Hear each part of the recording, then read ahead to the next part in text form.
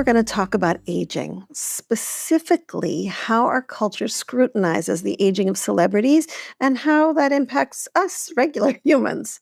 And we are, of course, coming at this in the context of cultivating a supportive and respectful relationship with our bodies and minds and souls, our food, our past, our present. So, okay, Jenny, let's jump in. When I say aging, what comes up? Oh God. Oh, that's not right for this, right? Okay. Well, it's interesting. I actually have two thoughts about this. One is it's a privilege. It's a joy to be aging. There are many who don't get to do that. And on the other hand, it ain't for sissies. It can be difficult, right? The body is meant Yeah. to age, and Yep. with age comes change. And there are changes that involve functionality and mobility sometimes. And there are changes that involve cognition. And then there are changes that involve how we think we look. And there are multi-billion-dollar businesses that are betting on the fact that we're not going to want to change how we look and somehow stay exactly the same for the next, several decades. I think it would be useful to start us off with a quote by Meryl Streep, who is one of my heroes. She says, and I quote, "Let no one deprive and deny me of the wrinkles on my forehead, attained by the delight of living a beautiful life. Don't rob me of my lips, which remind me about how much I laughed and how much I kissed. Look at the bags under my eyes. They reflect upon how much I cried. All of these memories belong to me, and they are all very beautiful." There's so much packed into that, right? There's that the reality is we change, and we change because of our life experiences that are amazing, that are powerful, that are hard, right? And they deserve to be honored, and we deserve to be honored because we've walked through it all. Yes, and let's talk about culture. Culture and how we perceive it, I think, has the biggest impact on how we see ourselves as aging women, people, bodies. Um, Because imagine that in certain cultures, right, aging is, the ultimate privilege. And there are societies completely designed about how to care for the aging parents and people. Other societies, dread aging. So first is the cultural conversation in which you live. And if you live in a conversation that says old is bad, old is decrepit, old is getting stupid, old is not useful, old is not going to earn as much, old is not going to be as important and relevant. We are both, we're both women of a certain age, right? And for the first Yes. time, I have to say, for the first time, sometimes I feel unseen in certain Mhm. settings. It could be a silly thing, like buying a movie ticket, right? Let's say I don't buy it in advance online, and I have to actually walk up to the window and I have to buy the ticket. And the person behind the window is usually about 12. They're probably not 12, but they look 12 to me now. And I can tell that they're almost interacting with me like, oh, she's just like my grandmother. No, I'm not, but Yes. I can intuit it, right? Yeah, absolutely. And what you're bringing up is this important issue about invisibility, right? And how do we acknowledge the fact that our American Western culture devalues aging? And some people have said, wow, that's a great thing because now I can do whatever the heck I want. And people aren't examining. And some people are like, no, I don't want to be invisible. I still want to be valued as a human who has something to contribute. And then on the flip side, we have people like Jane Fonda and Martha Stewart, who was on Sports Illustrated in a bathing suit, as though, and it's her body, right? Or body autonomy again, right? She can do whatever she wants. She's got, you know, full power in her life and in her business. And if this is what she wants to do is be in a bathing suit on a magazine when she's 80, her choice. However, I do feel the impact of those images on the rest of us. and that it is damaging because it holds up the images that I saw in 17 magazine, right, growing up. It's that ideal of thinness as beauty and youth as beauty, and also that our worth is how we look at a bathing suit. And do we really want that approach? Sure. So youth is beauty, thinness is beauty, and lack of youth, lack of thinness is irrelevant. That you are irrelevant, you are not thin or young. Right. The weight stigma and fat phobia is just atrocious and so damaging. You bet.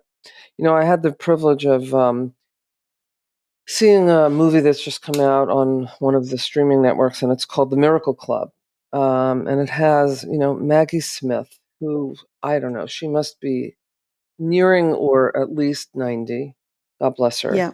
And Kathy Bates and Laura Linney and some other folks. And it's really quite something because she allowed herself to look as I imagine she normally looks.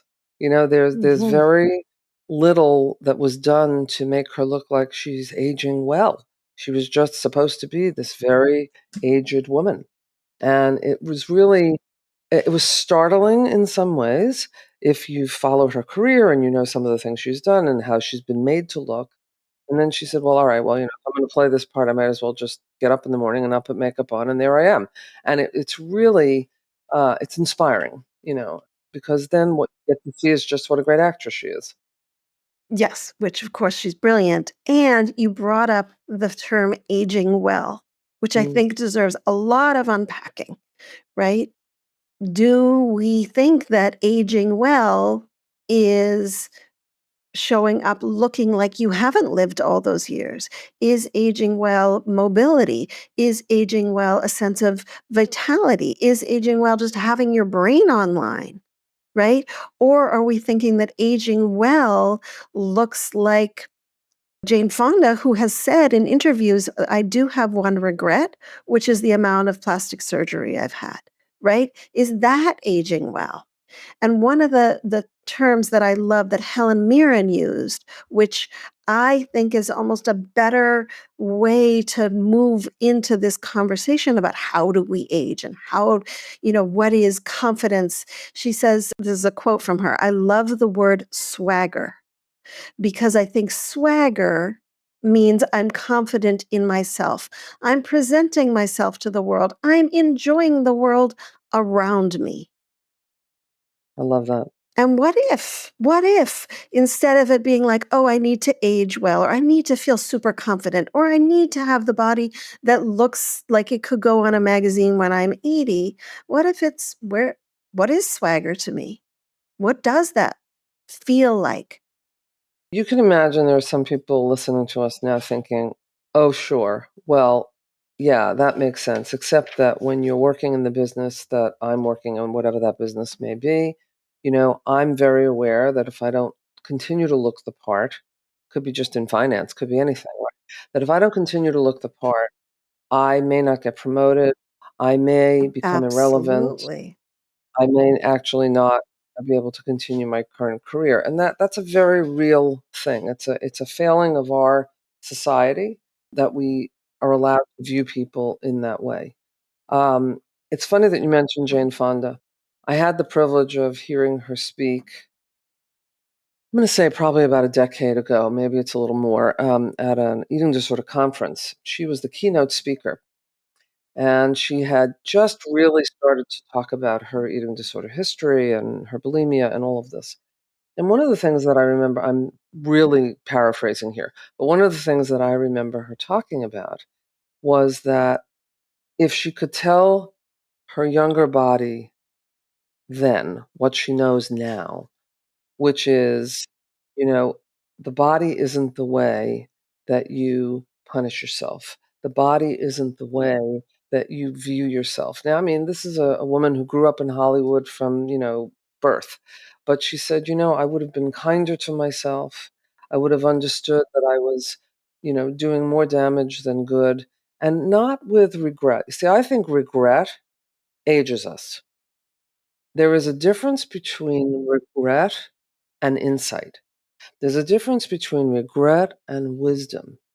It is one thing to be able to look back, whether it's on something you did yesterday or a decade ago or 4 decades ago. There's something about being able to look back and say, "Hmm, yes, I likely could have done that differently. I likely could have thought that differently. And now I know what I know." And is Yeah, there any cleaning up I need to do? Is there any, apology to make maybe to myself, right? But it's not about, "Oh, I should have and I would have and I could have and I didn't," because that's the way we beat ourselves up. And when we beat ourselves up, it becomes too much to bear, and so we wanna numb that out. And so how do we numb that out? And, pick your poison.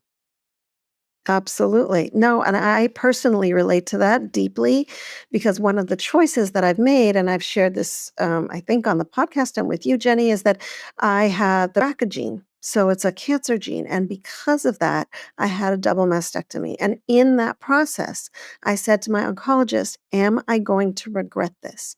In 10 years, in 20 years, will we have a surgery that's better? Will we have a way of mitigating my cancer risk such that we don't have to amputate my breasts off? And am I going to look back at this decision and go, oh my gosh, this was the stupidest thing I ever did? And she said, you're doing the best you can with the information you have. And do I hope that in 10, 15, 20 years we have a better solution? 100%. But we don't. This is what we have. This is what's available. You are doing what you need to do with the information that you have right now. And that's compassion, right? That's compassion she was showing me is, okay, this is what we did. And now this is who we are. So do I look in the mirror and sometimes go, wow, really miss those old breasts that were real? Yes. And, oh, honey, I'm sorry that happened to you. I'm saying this to my body. Oh, honey, I'm sorry that happened to you. That was hard. That was rough, but we did the best we could. And it was life-saving. And it was It life-saving. Absolutely. I'm the first person in my family with the BRCA gene to have lived this long without cancer. Absolutely. So, we make choices and do they impact us? I'm very grateful that you shared that with us. Thank you. And it really talks about very hard decisions that we all have made, whether we wanted to or not. And Yes. again, it's not with regret, it's with knowledge. It's about wisdom, right? Not to become all erudite here, but I sometimes think about, what are we all here for? Like, why do we do this? Why do we go through this? We know how it ends. We don't know when it ends, but we know how it ends. We know how it's supposed to go. Why would we go through all of this? Yeah. And I really do think, not to be reductive, but I do think it boils down to learning. Human beings are meant to learn. And so when we Yes. learn, right, we touch the lives of others. We certainly touch our lives that have learned, touch other lives. And depending on what your spiritual beliefs are, not preaching anything here, but imagine if the soul is something that continues to learn in whatever form it's in, right? So Mhm. again, if learning is the objective, I just think it makes everything easier, because then every Yeah. mistake you make is about, oh, right, that's right, I was supposed to be learning now. That's right, I'm supposed to be learning. Yeah. Oh my gosh, I so relate to this on so many levels, right? One is that idea like that, why did this happen to me? And I don't believe in that, but I don't believe everything happens for a reason, but I do believe that we can learn from everything that's happened. And to reel this whole conversation back to our conversation around our body and our relationship with our body and our story of our body is as we are learning, we are impacting other people, other generations, right? It's like Jane Fonda being able to get up on stage and say, "Wow, here's what I would say to my younger self." And in that, she's changing a next generation, right? It's Emma Thompson getting into a movie naked and talking about how, movies, it was the movie Good Luck to You, Leo Grand, right? And she talks about how it was so groundbreaking for her as a woman in her late 50s to be naked on stage in what she called the untreated body, right? That she didn't get surgery her whole life. And this is what a body looks like. And Jamie Lee Curtis, I mean, this has been her song. You know, she won't do any plastic surgery, and she has been all over social media with no makeup on. Sarah Sarah Jessica Jessica Parker, sorry. Parker. Yeah. She's been lambasted lately because she had the nerve to walk around without makeup on and with graying hair. How is Yes. that a thing? How is that something somebody to be ashamed of or lambasted for? Yes. She's aging. Thank God she's aging, and she's supposed to be. Right. Pamela Anderson also. Yeah, she was always going to stay 20. Pamela Anderson also showing up as herself, right? One of the things that Emma Thompson talks about in terms of plastic surgery, she says she calls it a form of collective psychosis. Right. And this is again a quote from her. She says, "Why would you do that to yourself? I simply don't understand. I do honestly think the cutting of yourself off to put in another place in order to avoid appearing to do what you're actually doing, which is aging, which is completely natural, is a form of collective psychosis. I really do think it's a very strange thing to do." Right. And I come to it really from this place of, wow, I've done huge plastic surgery. I had a double mastectomy. I had reconstruction. But man, if I had the choice, no, thank you. I always feel the need to remind ourselves about body autonomy, right? Which is that, again, there are folks listening to us now who have chosen to have plastic surgery, who have chosen to do any form of facial injections they can come up with. That is your right. There is no judgment here. Um, People have the right to do whatever they want to with their bodies. My point is more about know why you're doing it and Yes. don't live in the world of regret if you either have done it or you haven't done it. That's the point. Most people get to do what they want. Some people don't get to do what they want. But for the most part, you get to do what you want with your body. Um, I sometimes, look, I'm an aging woman too, right? And I notice, silly things like, oh, it just takes me longer to do that and that. I used to be able to do that faster. Okay. Now I have two choices. Hmm. I can say to myself, well, sure, that's because you're getting old and, you ought to just get in bed and wait. Or I can say to myself, oh, glad I noticed. Now I can just adjust my expectations. It's really about adjusting expectations, period. That has to also do with body size and how you see yourself in your body. I mean, who of us doesn't, look in the mirror in the morning and say, "Oh God, wait, who is that? That's not the face I remember. Who is that?" Right? Who of us doesn't wish we could just go on Zoom and just, you know, change the way our facial features look and all of that. But then when you stop and think about the silliness of that, why are we doing that? Because we somehow want to look different? Yeah. Right. But there's two things that you're talking about there. One is how, as a culture, because we're now on Zoom so much and we're on FaceTime, we're seeing ourselves so much. We are actually in relationship with our reflection way more in this day and time than ever before. And so it does require us to actually be what I call body current. What is my body? Oh, this is you today. Got it. Okay. Great. It's like Jenny, you and I talking before, like, oh, I'm having a good hair day. Oh, I'm having a bad hair day, right? Like, oh, this is me in this moment. I'm being current. And that is important for us to be in this place of, okay, you know what? This is me now. And acknowledge the grief of who we were. Grief is such a big player in this. Grief of who we think we were, think Hmm. grief of who we thought we would be, but the wisdom to welcome who we really are. I mean, you've touched on something so important here, which is grief, right? If you think about it, we're all kind of almost always in a state of grief. Because while you may be very excited about upcoming events and very excited about creating new things and creating art and doing whatever it is one loves to do, there's always this moment of, oh, and another minute passed, oh, and another decade passed, and oh, I used to do that and I used to do that and all of that.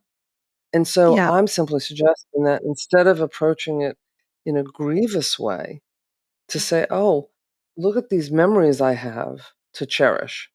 Because God knows that when we have memories that we wish we didn't have, memories that we don't wanna cherish, those come up right away, don't they? When there are traumatic moments. absolutely. So what if we bring up the cherished moments as quickly and just consider that they are building our souls? Absolutely. And what you're saying is, let's bring both parts forward. Oh, grief, I hear you. I see you. I get how sad you are about the body I never had or the body I hoped. And also, part of me that is cherishing, is honoring, is celebrating the fact that I am here. I am still thinking. I am still listening to podcasts. I am still awakening my mind and my soul, right? They both exist. That's that idea that multiple parts of us get to be in this journey with us, and they do. They don't get to, they just are. And I wanna say one other thing about the grieving. So, it was actually just this week, a wonderful client of mine said, I feel grief that I was never that tall, blonde, thin girl that got all the privilege, that got all the attention, that could just sit on the sofa and not do the dishes and just have value because she was cute, right? And yes, to honor that grief.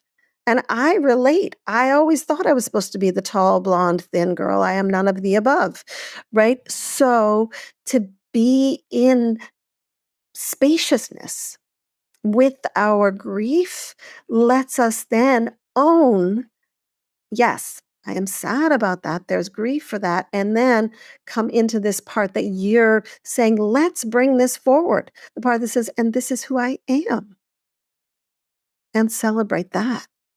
Yes, and remembering old conversations. So I was very tall very early. I was really much taller than all of my peers by the time I was in, 5th grade. In fact, I remember being in 6th grade, and there was a guy in the class who we were in 6th grade. There was a guy in the class that was 5'7", and I was like 5'5", and we were like the class parents. It looked like Gulliver and the Lilliputians. It was very funny for a long time. And I remember really feeling very out of place to be so tall. I wound up reaching somewhere like 5'10", I guess. Now I notice I'm not as tall as I was.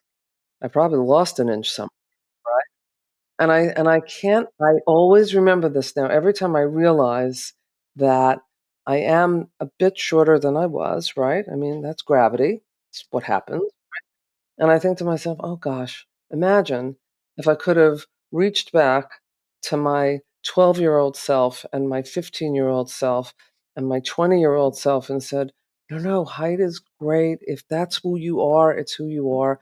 Don't slouch. Don't try to be smaller. Be the height you are.'" So it's really all about perspective, you appreciate in the moment, right? It is. And it's also so tied in to what we're talking about here with this podcast, right? Her story. That's part of your body story. And it's an important part because it was an identity marker for us, for you, right? How we described our body to ourselves became identity markers, right? So to be able to say, yes, I am going to update those identity markers because, oh, I was the tall one and the one that stood out, to here I am at this age and stage and time of my life. What is my now relationship? What is my now story with my body? Because our past stories are a little bit of history. I wanna make a rare pitch. for another podcast. If none of you have caught Julia Louis-Dreyfus's podcast, it's called Wiser Than Me, and it's really quite something. She interviews, um, you know, famous people that are aging, women particularly, whether they be actresses, authors, writers, or whatever they are in the field, and you know, they have wisdom. They have wisdom, Yes. and they're trying desperately to not have it be regret. It's wisdom and Yeah. things they might have done differently, but how have they contributed? So it's a very worthwhile listen, I think. Yeah. And that wisdom, when I was listening, I was like, oh, yes, finally I felt represented, right? I felt like people were speaking my language of aging, of changing, and of embracing our wisdom. And I do feel like aging is such a powerful opportunity of claiming, of owning, right? Of owning our body story, of owning our relationship with ourselves, of claiming our wisdom, not just the wisdom in our head, but the wisdom of our body. Because our body doesn't, as we age, it's not so like bounceable, you know? It's a little more, if things are not going so well, our body starts yelling at us. There's not quite that same amount of flexibility of like, oh, I fell and now I get up, no big deal. Right now, when I travel, and it happens all the time, I like bump into my suitcase or I bump into things and I'm like bruising. Oh, that didn't happen that way. Right. And to listen, my body's saying, you need to walk a little slower as you travel. You need to be a little more respectful of your physical needs at this age and stage. Before we end, I want to just bring up one more celebrity, probably an episode all by itself. But I do want to talk about Oprah. I think we could say that Oprah opened a lot of doors for journalists, for women of color. She has certainly made a very big difference in the entertainment industry, in the journalistic industry. And she has been very public about her own battles with her own sense of self and her body. And, as privilege allows, she has also been very public about the fact that she had I think a 10% stake or so in Weight Watchers, or may still have it, and has now been using, the semaglutide injectables. Ozempic. I want to say that, and Ozempic. Well, Ozempic is one of them, right? I want to say that I think everybody gets to do what they want, but check your heroes. Remember that they're human. Remember that they make good decisions and they make decisions that may not be so great. And, if that's something you want to do, go do it. But remember that it is a lifelong commitment because the minute you stop the injections, things start to bounce back in a way that will shock you. And secondly, because why do that to yourself? Why say, you know what, my body's just so unacceptable the way it is. I'm willing to take an injection every week. I'm willing to suffer GI disturbances and nausea and all of that simply to be thinner. Yeah. I say that your body and you deserve more than that. And again, body Yes. autonomy, do what you want. Really, seriously, no Yeah. judgment here, Yeah. but be kind, be gentle, and be careful. I'm glad she came forward because she thought, she needed to say that. I'm afraid Yeah. it might have inspired more to do it than to not do it. But, Yeah. again, everybody really Yeah. has to do whatever they think they need to do. Yeah. Absolutely. And I think it's very important for us to really look at how these examples of aging are impacting our own relationship with our body, right? And to come back to this is my body, this is my relationship with my body, and how do I want this relationship to roll, right? We don't have to look like Martha Stewart on the cover of a magazine. We don't have to look like Jane Fonda. We get to look like ourselves, and that's enough. It Yes. is. That's All enough. right. That's enough. Okay. So thank Oh, thank you all for joining us, and as always, Nina, it's always a privilege to be with you. Likewise. Hope we'll see you on future episodes. Take care, everyone.